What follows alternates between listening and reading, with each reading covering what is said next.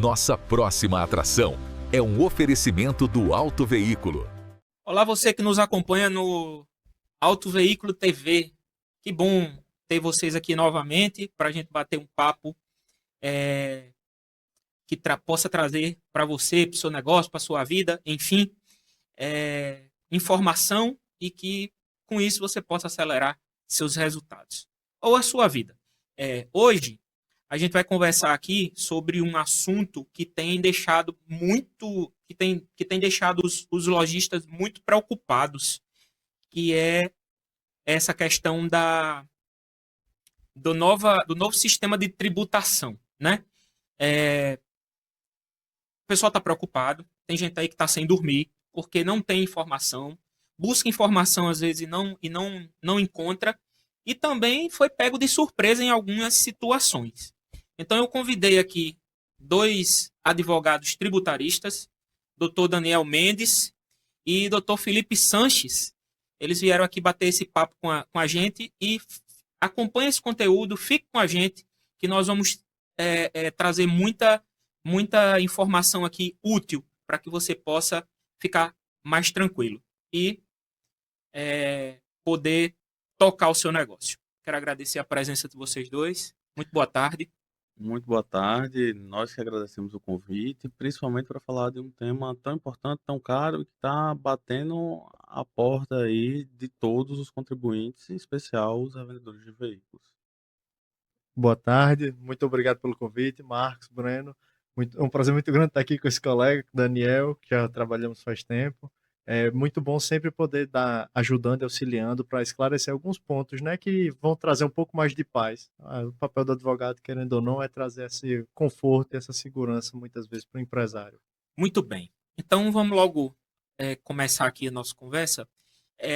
A gente pode dizer que essa reforma tributária que está acontecendo agora, que vai acontecer agora nesses próximos meses, é, é uma tributação, é uma mudança grande, se a gente olhar há uma década atrás. Nossa, é uma mudança grande se a gente olhar o ano passado. Então, o sistema tributário nacional, ele é inclusive anterior à nossa Constituição. Então, a gente tem aí um sistema que é anterior à Constituição e que ele foi recepcionado pela Constituição, a Constituição que a gente conhece como Constituição Cidadã, que tem, entre outras diretrizes, o olhar mais humanizado, principalmente após o regime de exceção que foi vivido. Então, é um sistema ainda muito antigo que só foi efetivamente reformado na tributação para o consumo agora. A gente tem, ao longo do tempo, uma série de alterações. A gente teve, por exemplo, no PIS e da COFINS, que vão ser extintos no próximo ano, o advento lá em 2002, 2003 da não cumulatividade, que é uma técnica de tributação que visa evitar o efeito cascata, ou seja, diminuir a carga tributária para o consumidor final. A gente vem tendo alterações. A gente teve o Simples Nacional, salvo engano, 2005, 2006. Existiram alguns movimentos que alteraram a tributação, mas a gente não teve nunca até então uma reforma efetiva na tributação sobre o consumo, que é o que aconteceu. Então a gente tem espécies tributárias, tributos, efetivamente, que serão extintos e darão lugar a novos tributos. A partir do próximo ano, a gente já vai ter a presença da CBS, que é uma contribuição que vem substituir o PIS e COFINS, por exemplo. Então a gente está retirando do sistema duas contribuições sociais, o PIS e a COFINS, e incluindo outra que guarda semelhança, sim, mas que tem um funcionamento diferente. Então, analisando não só a última década, mas um período curto mesmo, o ano passado, esse ano, a gente tem uma quebra daquilo que era experimentado pelo sistema para a inclusão de algo novo. Totalmente novo. Olha, existem semelhanças, existem, mas eu acho que não é leviano a gente afirmar que é algo totalmente novo, algo que vai precisar submeter todos os contribuintes a uma alteração de contabilidade, de nível de organização cadastral, numa dinâmica totalmente nova. Tanto é que, perdão, existiu, para que essa mudança ocorresse, uma alteração na Constituição. Ou seja, os princípios, a base constitucional, ela foi alterada para que essa mudança pudesse ocorrer. Marcos, eu acho que é até interessante, porque a alteração foi tamanha que precisamos até de um planejamento para as mudanças virem paulatinamente, né? Elas não foram todas implementadas de uma vez após um certo período, elas estão sendo paulatinamente Até acrescentadas e 2033, substituídas. né? Exatamente. Então, a maior prova de tamanha mudança é o fato dela ter sido, tá sendo regulamentada um planejamento continuado, né? Isso. Entendi. Aí a gente pode essa a gente pode dizer que essa transição do antes para o que vem por aí, ela é gradual, ela vai acontecer de uma vez. O que o empresário pode esperar em relação a essa questão da transição?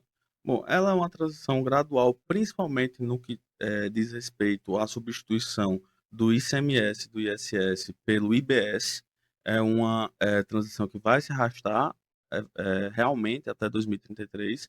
CBS substituindo PIS e COFINS já é algo que vai ser mais célere, vai ser mais rápido, porque são tributos que guardam uma semelhança maior. É como se a gente tivesse unificado o PIS e a COFINS com algumas mudanças de regra de creditamento, alguns reflexos na emissão de documentos fiscais. Por exemplo, a nota fiscal ela vai mudar. A nota fiscal ela vai ser o grande cerne da reforma, ela que vai garantir a máxima otimização dentro do novo sistema tributário. É uma mudança paulatina, para responder sua pergunta mais diretamente, que ela vai se estender por longos anos, o que vai fazer com que os empresários tenham que conviver com dois sistemas durante muitos anos, que vai aumentar um custo de transação, com contabilidade. Esses dois sistemas é de emissão de nota fiscal? Não propriamente emissão de nota fiscal, mas de existência dos tributos, porque as alíquotas dos tributos elas vão existir juntas durante um tempo. Então, por exemplo, a gente começou esse ano com a alíquota de teste da CBS, 0,1%, e foi reduzida essa alíquota do PIS e da COFINS. E aí o PIS e COFINS vai diminuindo e a CBS vai aumentando. A mesma coisa com o IBS e substituindo ICMS e ISS, que ainda vai ser um pouco mais na frente. Mas essa convivência com os dois sistemas, elas têm repercussão não só para a emissão de nota fiscal, que já está sendo adequada e já gerou problemas, inclusive, de emissão para diversos contribuintes, mas também nas demais obrigações acessórias de escrituração contábil e fiscal das empresas. Entendo. E quais são os riscos hoje de quem não tem uma orientação contábil, né, tributária, nesse momento? Que riscos, por exemplo, os meus clientes, que são lojistas, são vendedores de veículos, não só seminovos, mas novos também. Enfim, tem carro na loja, veículos na loja para vender. Bom, o risco maior, assim, o risco direto que a gente trabalha seria o risco de ser chamado a justificar através da notificação de algum termo de intimação fiscal administrativamente e posteriormente ser lavrado alguma auto infração com relação a alguma atitude, alguma falta de atendimento ao que já está em período de transição. Como o Daniel bem disse, o fato das alíquotas estarem sendo substituídas paulatinamente e a minoração de umas para graduação de outras faz com que muitas vezes faça alguma confusão. Salvo engano, na data de hoje, saiu um comunicado à imprensa referente à postergação das notas fiscais sobre a questão dos prazos de emissão. Então, é justamente isso. O conflito está tão grande no quesito de ajuste e de adequação correta que até o próprio ente já está se adequando e concedendo algumas benesses nesse sentido. Mas até quando, né? A gente não sabe que nem sempre eles permanecem com essas diretrizes assim tão positivas. Pode ser que venha algo mais direto. Marcos, eu queria só fazer um complemento com relação à pergunta. Bom, a gente tem três, acho que, impactos diretos para o seu público que está nos assistindo.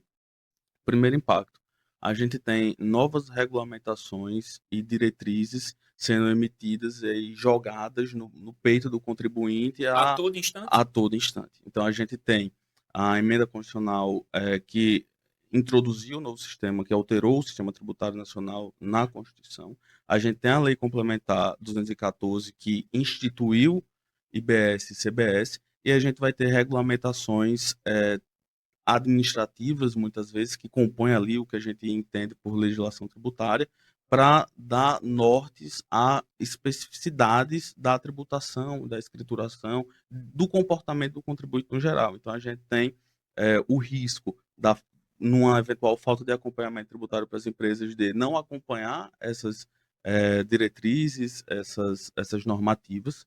A gente tem o segundo risco, que é o que mexe diretamente no bolso, que é pagar mais do que se deve, Sim. que é um problema muito frequente, infelizmente, nas empresas. Elas pagam muitas vezes sem conhecer os seus próprios direitos e acabam pagando mais do que devem.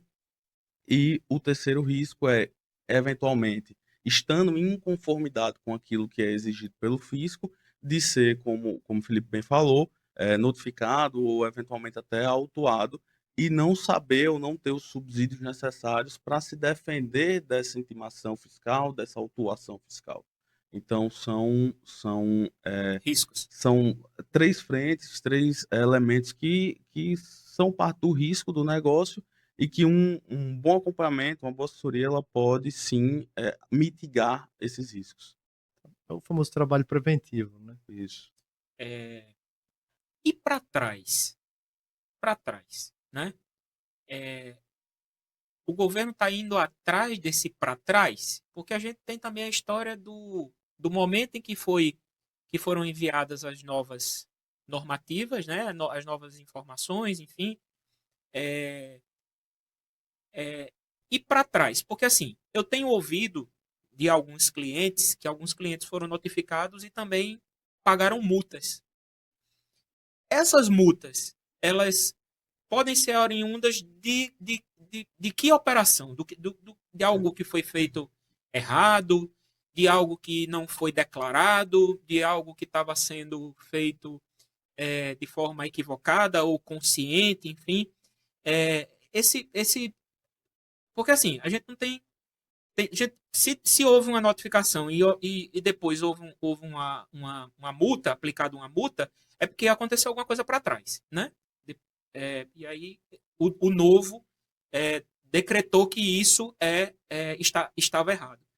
O que vocês podem me dizer em relação a essa questão do para trás? Bom, perfeito. Assim, é importante a gente ter noção de alguns prazos. A administração tributária, ela pode, no período de 5 anos daquela informação prestada, daquela declaração feita, daquela escrituração transmitida, fiscalizar, intimar e, eventualmente, autuar a empresa se ela identificar alguma irregularidade, certo? Sim. Ela tem 5 anos para lançar o tributo, ou seja, constituir o crédito tributário, que é o que a gente chama de prazo decadencial, e depois de lançada, ela tem 5 anos para cobrar, efetivamente, que é o que a gente chama de prazo prescricional. O que é muito comum, eu sei que você tem ouvintes aí de todo o Brasil, mas a gente está no Rio Grande do Norte e eu posso falar por experiência, o que aconteceu aqui no Rio Grande do Norte foi, hoje as administrações tributárias, tanto federal quanto as estaduais, elas estão inseridas no contexto de tecnologia e estão cruzando dados com muito mais facilidade. Nesse cruzamento de dados, por algumas obrigações acessórias, por exemplo, que os próprios bancos fornecem para as administrações tributárias, Sim. eles têm lá como saber se aquele empresário recebeu o valor X de PIX ou qual a movimentação. Ele não consegue precisar para quem foi ou quem enviou o PIX, por exemplo, mas ele consegue dizer o valor e a data daquela transação. E essas informações são cruzadas com aquilo que o próprio contribuinte informa. Por exemplo, na FD dele, ICMS-PI, que é o que a gente conhece como SPED fiscal. Esse cruzamento ele pode gerar, e gerou aqui no estado do Rio Grande do Norte, inconsistências. Ou seja, o valor declarado lá no SPED estava menor do que a movimentação efetiva nas contas bancárias das empresas. E aí a gente tem uma gama de possibilidades a ser analisada, se houve ou não uma irregularidade de fato naquela situação. Primeiro ponto que a gente tem que se atentar é a natureza dessas transações financeiras realizadas, se houve alguma transação que envolveu um aporte de capital do sócio, uma retirada do sócio, eventualmente. Isso também É monitorado. Isso também é monitorado. Se aquele valor declarado no SPED ele levou em consideração que, por exemplo, quase todos os estados praticam, mas eu vou falar, já que a gente está tratando do Rio Grande do Norte, aqui a gente tem uma base de cálculo reduzida para ICMS. Então a gente tem uma redução de 95%, que faz com que a base de cálculo do ICMS seja 5% do valor daquela venda. É uma redução de base de cálculo que influencia diretamente na escrituração e no valor efetivamente pago pelo lojista. Entendi. Então, essas situações elas precisam ser analisadas. O fisco ele tem 5 anos para ir atrás de alguma irregularidade que foi cometida nos últimos 5 anos, certo? E informada nos últimos 5 anos. Mas, da mesma forma, o contribuinte ele também tem o direito de, se eventualmente pagou errado nos últimos 5 anos, correr atrás e tentar reaver aquilo que ele pagou errado. E regularizar. Ou regularizar também. Sim. E ou regularizar, se ele tiver alguma coisa paga menor, ele consegue se regularizar, se utilizar do Instituto da Autorregularização, evita essa multa, aplicação de multa. Se ele tiver pago algo a mais também, ir lá ajustar essa situação para receber de volta aquilo que ele pagou a mais. É muito comum lojistas terem um ajuste a ser feito, por exemplo, no imposto de renda e na contribuição social sobre o lucro líquido. Geralmente, o que o fisco entende ou algumas contabilidades adotam é inseri-los na dinâmica de prestadores de serviço, pela dinâmica de comprar e vender ou agenciar veículos, e aí acabam utilizando as bases de presunção para esses dois tributos como de prestação de serviço, que é presumir que o lucro para imposto de renda foi 32% e para a CSLL foi 32%, por exemplo. Só que, entendendo, existem precedentes do STJ, as montas aí, que entendem que o revendedor de veículo ele não é um prestador de serviço em si, ele faz parte do comércio, ele é um comerciante. Sim. Então, as bases presumidas para imposto de renda e para contribuição social são, respectivamente, 8% e 12%. Ou seja, a gente tem uma presunção de lucro do fisco muito menor que muitas vezes o contribuinte, ou por não saber, ou por não se atentar, ou por uma orientação mais conservadora da contabilidade, acaba tributando a mais do que deveria. Então, a gente tem esse lapso temporal do para trás para as duas perspectivas, os dois prismas. Tanto ser fiscalizado, ser autuado, como ou se regularizar para o que pagou a menos, eventualmente sanar, ou se pagou a mais, recuperar.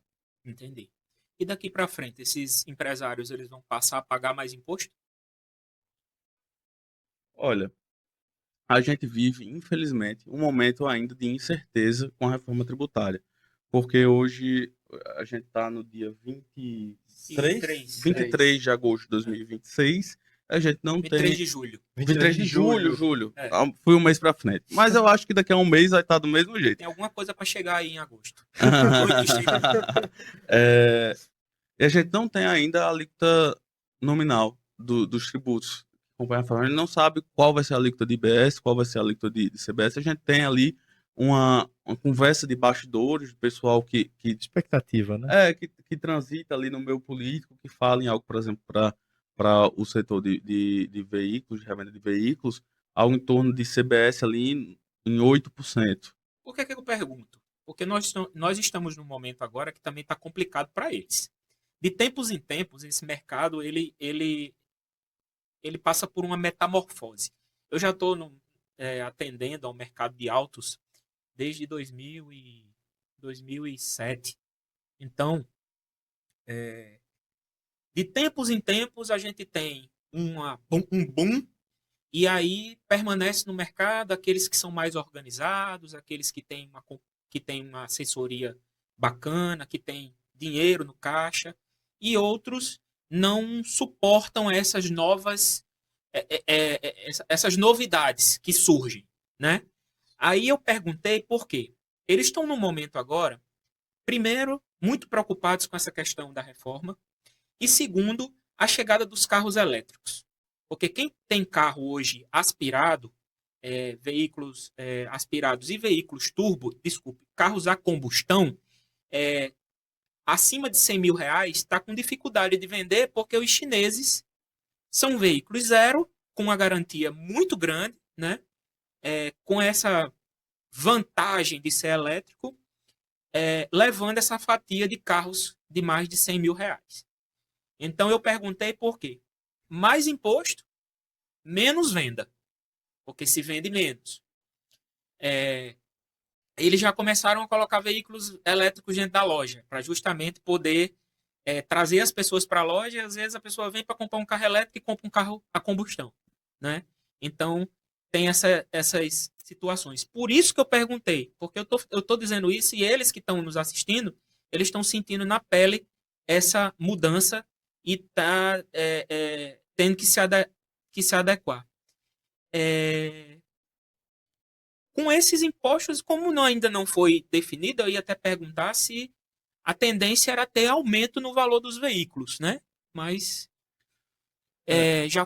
como ainda não foi definido o que é que vai se pagar, se vai ser a mais, se vai ser a menos, se vai ser melhor, se não vai ser, o que é que vocês pensam em relação a isso? Baseado nisso que eu falei, né?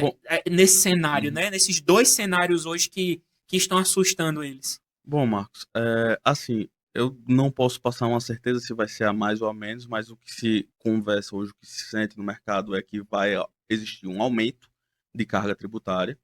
E aí a gente tem como olhar o copo meio cheio, como olhar o copo meio vazio. A gente vai ter um aumento de carga tributária, a gente vai ter um custo de transição de se adequar à reforma tributária, mas a gente também vai ter um caráter educativo daquilo que do que é a percepção dos nossos clientes. O cliente, tem um professor de São Paulo, chama Luiz Eduardo Schwerer, uma referência no direito tributário. Ele fala que com a reforma tributária a gente vai ter a possibilidade de, daqui a uns anos, o político não falar que vai dar assistência a A ou a B, ou ter um programa financeiro para beneficiar A ou B, mas a promessa de campanha vai ser: vou diminuir tributos, porque a reforma tributária ela vai possibilitar, com a tributação totalmente por fora, que o contribuinte final, aquele consumidor final, ele saiba exatamente quanto ele está pagando a título de tributação sobre o consumo. Uhum. Então, vai ter esse caráter educativo, o empresário ele vai conseguir informar com clareza e com provas, com evidências, aquilo que é a carga tributária dele e o que o tributo representa no produto dele. Com relação ao cenário dos carros chineses, é uma situação aí que foge um pouco do direito tributário, é uma situação de mercado, uma situação que envolve um pouco de direito econômico. Uma realidade do mercado que os players aí, os operadores do mercado, eles vão ter que se adequar. Você falou uma situação que já existe hoje, que é os revendedores de veículo comprarem os carros para atrair de volta o cliente para dentro da loja. Exato. Então, o mercado ele vai se regular. O que eu discordo que acontece hoje, que está sendo aos poucos corrigido, é que os veículos elétricos, eles até em alguns estados ainda tem, mas até pouco tempo aqui no Rio Grande do Norte também, tinham isenções de PVA, por exemplo. Então, você tinha uma tributação que induzia o contribuinte a adotar determinado comportamento econômico. A gente tem uma tributação indutora. E aí, na reforma tributária, a gente tem um risco ou uma oportunidade que a gente ainda não consegue dizer o que será, que é o imposto seletivo. A gente vai ter um imposto que foi instituído aí, que veio à tona com a reforma tributária, que não vai substituir diretamente o IPI, mas vai fazer as vezes do IPI, que vai tributar, ou que tem um foco em tributar, aqueles produtos que são prejudiciais à saúde ou ao meio ambiente. Sim. E aí, os carros a combustão, eles recebem esse rótulo de serem prejudiciais ao meio ambiente. Então, é possível que essa tributação indutora, essa indução através da majoração de carga tributária, de adoção de determinados comportamentos por agentes econômicos, ela continue, como hoje a gente já verifica. Hoje é muito mais fácil, do ponto de vista tributário, comercializar um carro elétrico, vender um carro elétrico. Quem está comprando, compra um carro elétrico, do que não só elétrico chinês, né? Assim, a gente popularizou, né? O carro A chinês. maioria dos veículos elétricos hoje que tem no Brasil é de origem chinesa. Exato, exato. E, por exemplo, a gente tem veículos PCD com isenção de IPI. A gente tem um refino no acabamento, na entrega daquele produto, e ainda com os benefícios de alíquotas minoradas ou isentas de PVA. A gente tem uma tributação que hoje induz o contribuinte, o consumidor final, a adotar o comportamento de que, se colocar na balança, é melhor comprar o carro elétrico do que o carro a combustão. É uma realidade que o mercado, infelizmente, vai ter que conviver e vai ter que aprender a como lidar com isso para se reinventar.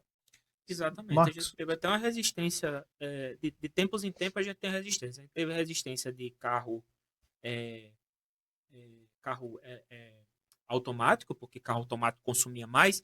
Depois a gente depois passou a ter resistência aos veículos turbo, né? Depois passou a ter resistência ao veículo 1.0 turbo. Depois a correia banhada a óleo. E aí agora eu quero comprar carro elétrico porque o carro elétrico é melhor. Diga aí, filho. só duas coisas. Só complementando o que o Daniel falou, salvo engano, a alíquota de IPVA aqui no estado é 50% para os carros elétricos. Então, já tem essa minoração ainda. Antigamente era menor ainda, mas já está Antes um era pouco. quanto? Era zero? Em muitos estados, ainda é zerado. No Rio Grande do Norte Salvo não é. engano, Era zerado? Salvo engano, hoje no Rio Grande do Norte é 1%. A gente confirma aí para você editar e Tá. colocando. Mas, no salvo podcast. engano, no Distrito Federal ainda é zerado a alíquota de Acho que carros Paraíba elétricos. também ainda Isso é uma informação que o vendedor de carro elétrico tem na ponta da língua, né? é verdade. E quanto ao caráter educativo que Daniel estava falando, então é muito o caráter educativo, ele já é algo que já é bem estruturado a nível mundial, né? Tanto que em muitos países, os seus ouvintes são todos bem-sucedidos, já viajaram bastante, eles vão perceber que em muitos países, eles quando vão fazer qualquer tipo de compra ou aquisição, nas próprias prateleiras dos produtos só tem o valor do produto. Sim. E o valor do imposto ele descobre, entre muitas aspas, caixa, né? somente no caixa. E é justamente essa finalidade do caráter educativo, porque isso faz com que a população tenha ciência exatamente do que está pagando pelo produto e o que ela está pagando a título de imposto, a título de contrato social, né? Vamos colocar assim. Mas a gente pode dizer que num futuro aí a gente pode ter, por exemplo, é obrigatório, né? O CDC exige que você ponha o preço vamos falar de loja de carro. Que você ponha no vidro do carro o preço do carro para não constranger o cliente, para ele não chegar sem o preço, sem saber do preço e de repente perguntar o preço e não ter como comprar. Enfim, tem que ter esse preço estampado no para-brisa do carro. A gente pode falar que talvez no futuro aí a gente tenha uma indicação, esse carro aqui ele é 100 mil, tanto de imposto, tanto disso, daquilo outro. Vocês acham que isso pode acontecer mais para frente? Em parte, Marcos, isso já acontece um pouco na nota fiscal, né? A própria nota fiscal hoje em dia já tem um destacamento aproximado. Lá embaixo, mas não é ostensivo. Isso, não é ostensivo. Isso, é uma informação complementar ali, né? Isso, exatamente. É que se você tem que ter a intenção, você tem que ter a intenção de buscar. No caso do estampado ali de forma ostensiva, que teve até uns postos aí que fizeram algumas ações, uma época dessa, tiraram o valor da gasolina, o valor do imposto. O dia livre de imposto, geralmente. O dia livre do imposto, e ficou aí a gasolina com o preço que tá para todo mundo pagar, né? Então, assim, melhor, né? Aí foi por isso que eu perguntei a vocês que talvez, não sei, Marcos, a gente possa estar caminhando para ser obrigatório botar o imposto. Marcos, existe uma coisa que vai ser ainda mais ostensiva do que vidro de carro, chama split payment. Split payment é um mecanismo de tributação que vai fazer com que o lojista só receba o valor líquido na conta dele. Então, quando o consumidor ele for pagar, for fazer o Pix, ele vai ver lá no extrato bancário dele que já foi retido. Então o ICMS que é cobrado na nota, né? É um pouco diferente, né? Porque essa retenção ela vai ocorrer no próprio sistema bancário. Então, por exemplo, você vai colocar um QR Code Pix aqui, o contribuinte vai lá fazer o Pix, ele vai fazer uma transação só do celular dele, só que quando ele vai ver no extrato, aquela transação o banco já retirou a parte do governo. Já retirou a parte do governo, exatamente. Então, esse vai ser um mecanismo que vai ser implementado na reforma tributária. Chama Split Payment. Ainda não tem prazo. Ele vai começar a acontecer e a ser praticado junto com a regra de transição. Ainda não está totalmente regulamentado. Então, existem uma série de lacunas ainda na reforma que estão pendentes de regulamentação para serem efetivamente implementadas e a gente ter um panorama de o que vai ser implementado em cada etapa. Então a gente está falando aí que a gente tem que ter cuidado com aquilo que recebe na conta da loja, Exato. não é isso? E a Exatamente. conta da loja vai ser cruzada com a conta do lojista, Bom, já que ele consta no contrato social como vinculado ali como sócio? ó, eu vou falar do ponto de vista puramente pragmático aqui. A gente teve, desde que o Supremo declarou constitucional algumas obrigações acessórias que os bancos fornecem para as administrações tributárias, alguns cruzamentos de dados que foram feitos diretamente entre contas de empresas e dos seus sócios. Por exemplo, um lojista, isso aconteceu em diversos casos que a gente acompanhou, um lojista que recebeu vários PIX de valores diferentes, com uma frequência elevada, o Estado foi lá, enviou uma notificação prévia, eh, chamando o contribuinte para se regularizar, porque ele entendeu por aquela conduta que o contribuinte estava sonegando recebendo na sua pessoa física. Então, para o lojista, é um cuidado extremamente importante. Se vai receber alguma coisa na sua pessoa física, tem uma justificativa para aquele recebimento, porque num eventual cruzamento de dados, que hoje a administração tributária tem sim acesso, foi chancelado pelo STF, ele pode ser convidado a prestar algum esclarecimento sobre aquilo, E pode dar problema. e pode dar problema. Pode dar problema sério. O carro de veículos agenciados, como é que fica essa situação? Porque a gente sabe que tem muito carro que está em loja aí exposto e que não é da loja, né? Ele está ali em consignação, agenciado, e depois de vendido, aí a loja ela assume essa responsabilidade, até mesmo de garantia, tudo mais. No caso desses veículos agenciados, vamos lá, você botou o carro na minha loja para vender. Eu vendi o carro, o cliente pagou a você, mas a loja foi quem intermediou. Intermediou. Como é que fica essa situação? Bom, a gente tem aí uma zona cinzenta que eu vou dar duas possibilidades, certo? Uma é, você emite uma nota fiscal, você lojista, pela prestação do serviço De agenciamento. de agenciamento, e aí você vai estar sendo um intermediador, um prestador de serviço, seu KNAI, sua objeto social no seu contrato social tem que estar adequado para isso. Só, assim, por analogia, seria como se fosse uma espécie de um corretor. Ele não é dono do imóvel, também não é o comprador do imóvel, mas ele faz a corretagem. E aí ele vai emitir essa nota fiscal para quem efetivamente vendeu o carro. E a outra possibilidade, que é uma possibilidade que o lojista ele tem que estar muito interessante, a regulamentação do IBS-CBS, ele trouxe, salvo engano, no artigo 170 ou 171 da Lei Complementar 214, uma previsão expressa para a revenda de bens móveis adquiridos de pessoas físicas ou de microempreendedores individuais. Então, o lojista que quiser escriturar de uma maneira mais segura, mais sóbria, aquela operação de comprar o veículo de uma pessoa e vender por outra, muitas vezes esse fluxo financeiro não acontece direto entre quem comprou e quem vendeu, mas o lojista ele recebe de quem comprou o carro, por último, e paga a quem estava vendendo. E aí esse fluxo financeiro ele vai ter uma previsão lá no artigo 171 da Lei Complementar 214, que é o seguinte: esse lojista vai ter um crédito presumido. Então, vai existir um crédito presumido de tributação naquele valor que foi comprado daquele produto para abater o imposto incidente sobre a venda, certo? Sim. Esse crédito presumido ainda vai ser melhor elaborado e regulamentado, mas é uma possibilidade de manter a escrita fiscal condizente, manter a atividade principal da empresa, que é de comercialização de veículos, e também registrar a operação, tanto de compra quanto de venda, para poder rastrear essa operação e não ter nenhum risco, eventualmente, ou futuro, de ser intimado a esclarecer ou a regularizar alguma eventual irregularidade nessa operação.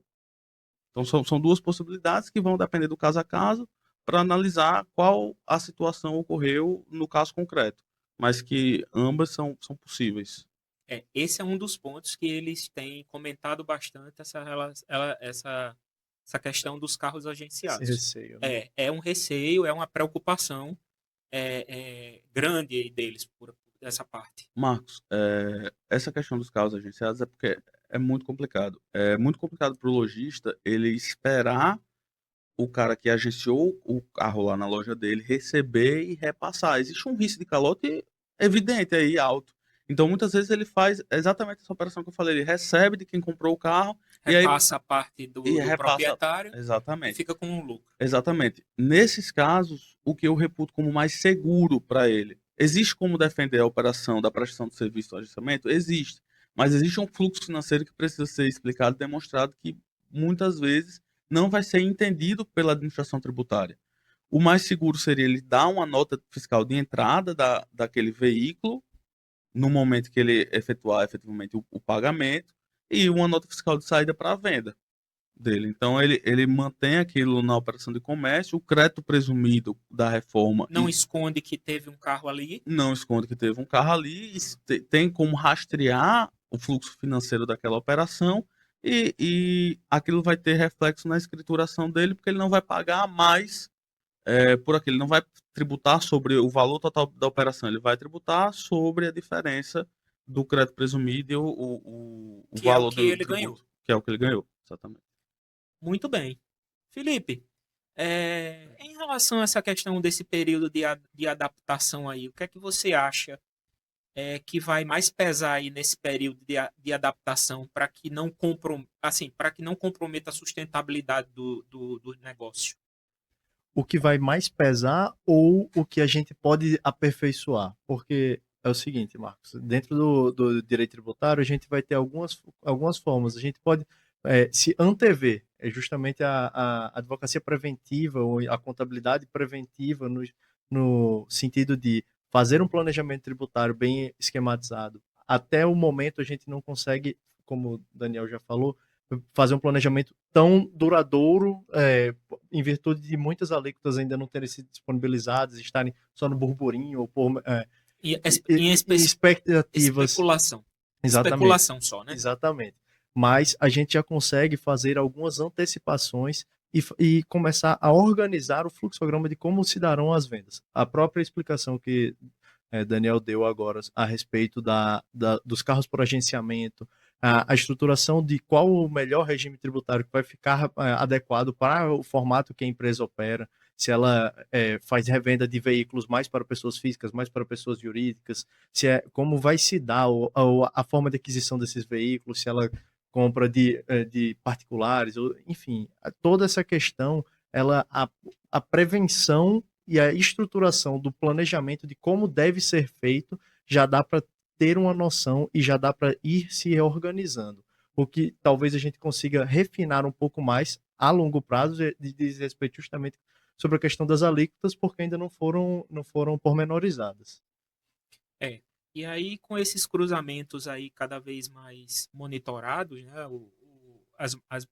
não monitoramento, mas as movimentações monitoradas, é preciso ter bastante atenção em relação ao que se movimenta dentro da loja. Assim, às vezes existe até os casos até mesmo da inocência do empresário, né? De acontecer algumas situações ali dentro e tal, um favor que foi feito, alguma coisa do tipo. Daqui em diante, esses favores eles têm que ser bem pensados, né? Muito bem pensados. Só uma dúvida genuína aqui. A gente falar palavrão é algo muito ruim? Não, pode falar, não tem problema. Tem não, né? Não é conteúdo para criança. Não. Tem um amigo meu, que é inclusive irmão de Felipe, que ele fala uma frase que é uma das minhas frases preferidas, né? Não confunda alhos com caralhos. Sim. Então, você vai prestar o favor, deixa o cara receber o dinheiro na conta dele, ele faz o acerto financeiro com você, né? A gente tem que entender que empresa não é ONG, empresa ela precisa ter rito, precisa ter ritual, precisa ter rotina e andar ali dentro das regras do jogo. A regra do jogo hoje é de um monitoramento muito forte daquilo que é movimentação e fluxo financeiro. Então, os empresários eles vão ter que aprender a jogar esse jogo, de não achar que as coisas vão ser resolvidas com explicações simplórias, de prestei um favor, fiz um favor para um amigo. Existe um princípio dentro do direito tributário, que é o princípio da verdade material, a primazia busca pela verdade material, que eventualmente pode até funcionar numa autuação fiscal, mas é melhor não se garantir nisso, porque você vai gerar um problema, um custo de transação, que se for resolvido, vai ser resolvido em 10, 15 anos de processo administrativo, contencioso É um administrativo, de processo transtorno, judicial. né? É Transtorno. um custo de transação, um transtorno, um estresse que muitas vezes pode ser evitado. Porque também tem um outro cenário, que é o cenário do financie pela minha loja. Certo? Eu conheço vocês dois, a gente estava comendo um churrasco, aí você falou, Breno, eu tô querendo vender o carro aqui para Daniel. Tô vendendo meu carro para Daniel. Posso financiar pela tua loja? Aí a gente entra num ponto que é o de operador bancário, né? Eu passei a ser um operador bancário, atuei como um operador bancário. Nessa situação, tem que se ter uma atenção em relação também a essa operação? Tem que se ter uma atenção, acho que é uma situação que os lojistas, eles têm interesse porque melhoram as taxas que eles conseguem praticar, eventualmente, em alguns casos, eles têm até uma comissão daquela operação, Uhum. mas aquela operação vai ser tributada. Então, ele vai financiar pela sua loja, ok, vai ser uma venda da sua loja, dê a entrada fiscal daquele veículo A gente e dê entra a para saída aquele fiscal, ponto de nota de entrada, nota de Nota de saída. saída. nota de saída. E aí o crédito presumido ele vai ajudar a diminuir essa carga para incentivar aí a adoção da tributação, do manejo adequado da tributação e dos documentos fiscais. Mas assim, é uma operação totalmente rastreável e que o fisco ele vai cobrar do contribuinte por aquela operação, porque de fato foi uma venda que aconteceu ali pela loja, né? Seja em razão dos subterfúgios de ter uma taxa diferenciada para manter uma relação com o agente bancário, mas aconteceu. E aí as consequências disso também vão acontecer. A gente falou de risco, dor de cabeça, problema, transtorno, etc. Mas em meio a toda essa confusão, se é que pode se chamar de confusão, tudo que mexe com nossa zona de conforto, a gente entende como confusão, né? Como problema. É possível identificar aí oportunidades com essa nova tributação? Eu acho que a maior oportunidade, Marcos, que a gente vai ter diz respeito muito sobre a questão da concorrência, porque quando a gente está falando de planejamento, aqueles empresários, né, que por vocação eles são empresários e comerciantes, porque não dá para ser nem só um nem sem o outro, eles vão já estar antevendo essas questões e vão estar se programando. Esses empresários que já se programam, já se planejam e que estão antevendo todas essas reformas, eles vão ser beneficiados, porque os seus concorrentes que não estiverem tão atentos assim vão ser genuinamente eliminados pelo próprio sistema. Sim. O sistema vai tratar de eliminar a concorrência nesse sentido. Então, é justamente nesse sentido que o planejamento se torna tão importante. Marcos, não é uma questão de largar na frente, é uma questão de quem se preparar vai sobreviver e quem não se preparar vai morrer. Então vai existir uma seleção natural dentro do mercado. Então quem se preparar ele vai sobreviver, vai continuar, vai prosperar. Quem não se preparar vai ter muita dificuldade de sobreviver. E a tendência, Marcos, é que esse esquema de monitoramento ele fique cada vez mais rígido, até porque com as novas tecnologias esses cruzamentos eles se tornam muito mais fáceis. Você pensar que há décadas atrás esses cruzamentos eram todos feitos manualmente, a olho humano, que é passível de erro. Hoje em dia são todas informações já decodificadas, codificadas, e os cruzamentos muitas vezes já são automáticos ou automatizados, né? Hoje em dia as crianças já saem de fábrica sabendo mexer no chat GPT e imagine a administração tributária o que já tem de investimento em cruzamento de dados e inteligência artificial. Chipado, né? A título de informação, as próprias administrações tributárias elas têm muitas vezes inteligências artificiais próprias. Por exemplo, o município de Natal ele tem uma inteligência artificial própria para fazer esse tipo de cruzamento dentro da procuradoria, dentro da secretaria. Então já é uma realidade. Então, vocês devem estar trabalhando muito também em relação à questão de imóveis, né? Que quem é proprietário de imóveis e aluga, né, também está aí preocupado com isso.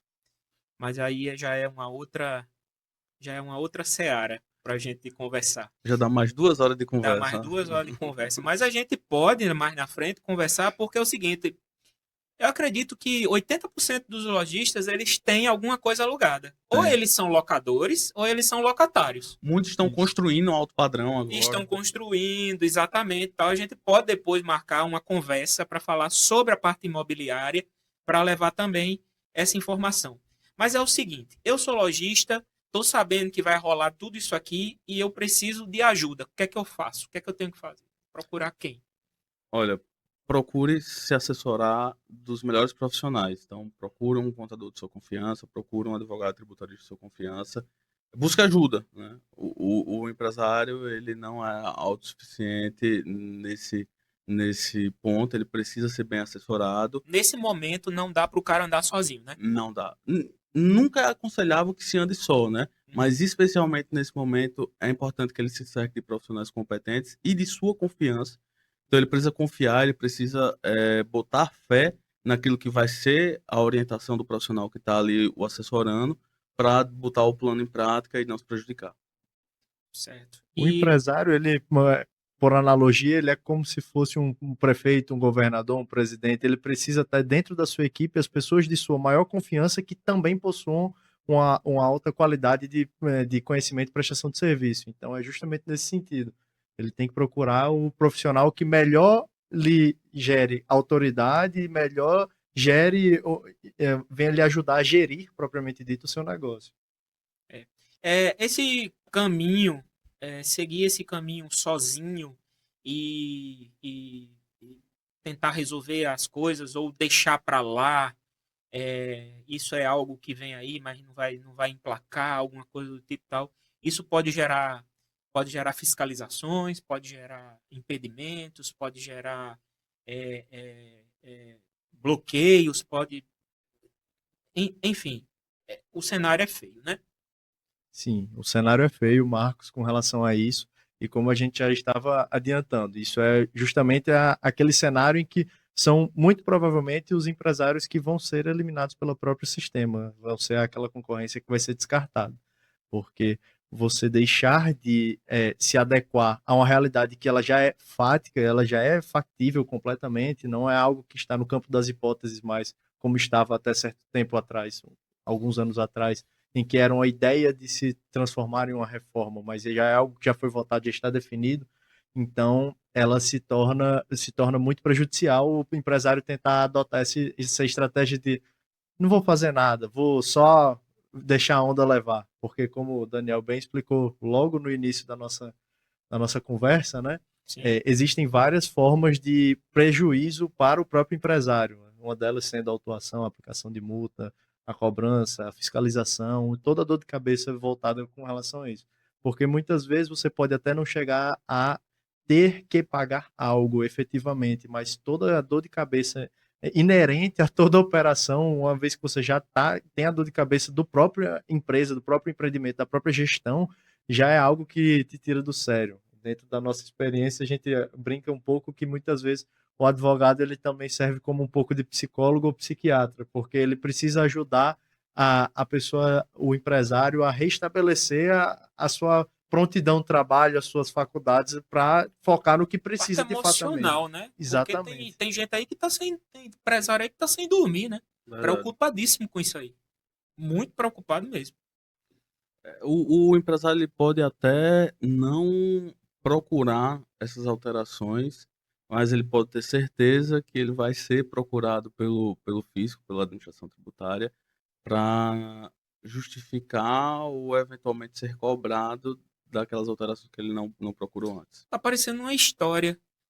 Eu morei no Chile durante um ano, e aí eu fui morar na casa de uma senhora. Na realidade era uma família, mas quem recebia as pessoas na casa para passar as regras e dizer tudo como era e tal era a senhora, né? A mãe da família. Ela chegou para mim e disse assim: cadê o seu passaporte? Tá aqui, tá. Ande com o seu passaporte. Porque eles não lhe procuram, mas eles lhe encontram. Verdade. Então, a gente pode mais ou menos seguir esse exemplo aí de que algo errado vai ser sinalizado em algum lugar aí que tá acontecendo e vai despertar, vai dar início a uma investigação, né? Uma fiscalização, enfim. Bem, A gente está encerrando aqui esse episódio. Espero que a gente possa se encontrar outras vezes aqui para falar de outras áreas, né? Esse conteúdo foi muito, muito bom, muito valioso. As informações foram muito precisas. E eu tenho certeza que quem está assistindo deve ter, pelo menos agora, sabido como se comportar e por onde seguir, né? Porque cada um diz uma coisa de um jeito e, assim, como Daniel falou, procure pessoas que possam lhe dar informação e que estejam preparadas para lhe dar essa informação. Essas informações, lhe dar esse apoio, que não adianta você procurar alguém que está por fora, não sabe o que está acontecendo, está escutando igual a você, só ouvindo e não tem propriedade e conhecimento nisso. Você agora realmente precisa de pessoas que possam lhe ajudar de verdade, para que você não venha ter problema e não ponha em risco o seu negócio. Eu queria pedir mais uma vez agradecer a vocês e deixar aí para vocês as suas considerações finais aqui nesse papo de hoje. Gostaria de agradecer o convite, foi muito bom participar do podcast, agradecer ao pessoal que está acompanhando, todos os seus ouvintes, e reiterar, né, aquilo que a gente veio tratando ao longo de toda a nossa conversa, que é essencial o ajuste para a nova realidade, porque já está à beira da nossa porta. Marcos, muito obrigado pelo convite. Eu acho que é um assunto super relevante. Eu espero que a gente tenha contribuído um pouco com a discussão e que o que a gente discutiu aqui sirva pelo menos de insight para os ouvintes. Ouvintes, eu estou com a rádio na cabeça, mas ouvintes, o que a gente está vendo, telespectadores, que possam buscar mais informações, se adequar ou prevenir aquelas mudanças que estão por vir, que na verdade já estão acontecendo. Muito bem. Nosso amigo Sassá vai colocar aí na tela o Instagram de vocês, para que, se alguém tiver dúvida, precisar de alguma orientação, enfim, eles possam entrar em contato com vocês, ok? Perfeito, muito obrigado. Tanto o doutor Daniel Mendes, como o doutor Felipe Sanches e Sanches, cheio de sobrenomes da Espanha. É espanhol. Andelê. É espanhol ao quadrado. Espanhol ao quadrado. São advogados tributaristas, jovens, sabem o que estão falando, são pessoas que estão preparadas para lhe orientar e lhe dar todo o suporte no que você precisa nesse momento em relação ao tocante dessa reforma tributária. Espero que você tenha gostado desse conteúdo. Faça um comentário no chat aí do YouTube. Mande mensagem também no Instagram. Se você tiver alguma dúvida, pode conversar com a gente através do nosso Instagram. É o Auto Veículo Oficial, e o Ache no Auto Veículo, que é o nosso classificado. E quero aproveitar aqui só para fazer o fechamento e dizer para vocês que o Auto Veículo tem o seu classificado. É o novo classificado do Nordeste, o autoveículo.com.br. São centenas de lojas, milhares de ofertas, muitas promoções, e com certeza você vai encontrar seu novo carro lá. Viu? Se você lembra do meu carango? Pronto, meu carango, que era o classificado aqui da região Nordeste, agora tem um novo meu carango aí, que é o autoveículo.com.br. Muito obrigado a você que esteve conosco até agora. Um grande abraço e até a próxima.